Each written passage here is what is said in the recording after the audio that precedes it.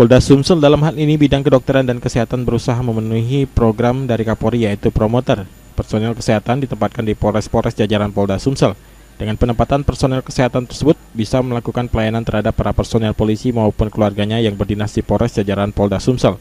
Persepsi untuk melaksanakan pelayanan kesehatan dengan program Kapolri yaitu promoter modern dan seluruh satwil jajaran ada Urdokes, yaitu di sana ada Pak Urkes, Dokter Mitra dan Pak Urkes. Mereka melaksanakan pelayanan kesehatan anggota dengan keluarganya di Bidang Kesehatan dan Kedokteran Polda Sumsel mengumpulkan para petugas kesehatan yang berdinas di Polres jajaran Polda Sumsel dalam rapat kerja teknis di Polda Sumsel untuk bisa memberikan pelayanan kepada personil kepolisian dan para keluarganya. Firman Hidayat, PAL TV.